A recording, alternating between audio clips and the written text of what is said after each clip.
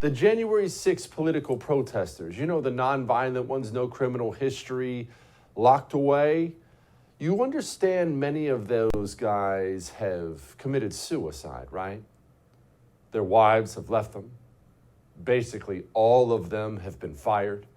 Some of them, their own children have turned on them. And some of the guys that's happened to never even stepped foot inside the Capitol. The administrative state can destroy your life, no matter who you are. This has always been known. It's why J. Edgar Hoover had so much power back in the day. Harry Truman talked about the fact all the Washington politicians are scared to cross him. Why?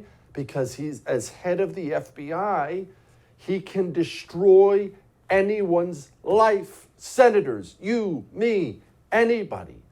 Understand that when we talk about the power of the administrative state. Now, let's go to what it's become. It's become the weaponized arm of the Democratic Party. Look, just recently they sued Idaho. Why? Why? I mean, all these things going on. What's going on? For abortion. They've turned the Department of Justice into a pro-abortion activist group. It's insane, right? But wait, there's more. You remember the Breonna Taylor story? We talked about it a long time ago. I'm not covering the details, but all state and local charges have been dropped against the cops. Just everything went away. Here's Attorney General Merrick Garland. Earlier today, I spoke with the family of Breonna Taylor. This morning, they were informed that the Justice Department has charged 4 current and former Louisville Metro Police Department officers with federal crimes related to Ms. Taylor's death. Those alleged crimes include civil rights offenses, unlawful conspiracies, unconstitutional use of force, and obstruction offenses. Just so you understand, the federal government now works for Black Lives Matter. They now work for Antifa. Remember the sandwich we've talked about before, how you were sandwiched? I'm sandwiched. We have the federal officials on the top, DOJ, Biden administration, FBI, all these people on top. They will not only encourage the violent nut jobs on the bottom to commit acts of violence.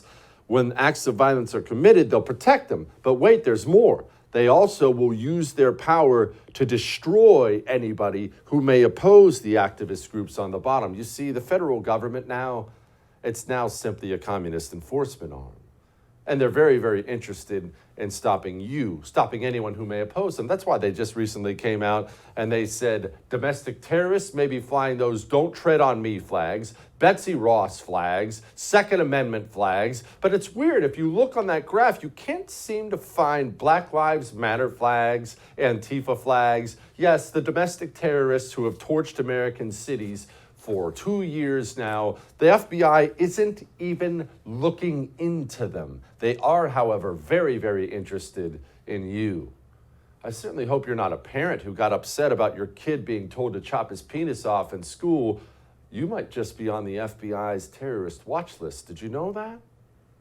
Credit to Ted Cruz, you see, head of the FBI, Christopher Wray.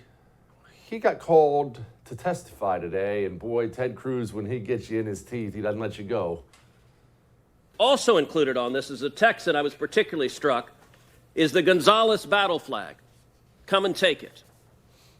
As indicative of being a violent extremist militia. Well, I will self-report right now that every day in the Senate I wear my boots that have the Gonzales battle flag on the back of them.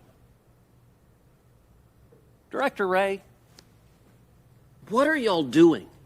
When we put out intelligence products, including ones that reference symbols, which we do across a wide variety of contexts, we usually take great pains to put caveats and warnings in the document that make clear that a symbol alone is not considered evidence of violent extremism, and it's... Well, but Director Wray, you don't include things like Antifa, you don't include things like Black Lives Matter. Instead, you identify patriotic Americans as suspects. And I would note there's a pattern of this. There is a pattern. Don't miss Jesse Kelly Breaks History, The Forgotten Genocide, the first episode of a new series available now exclusively for First TV supporters. Visit the First TV app or thefirsttv.com to subscribe and start watching today.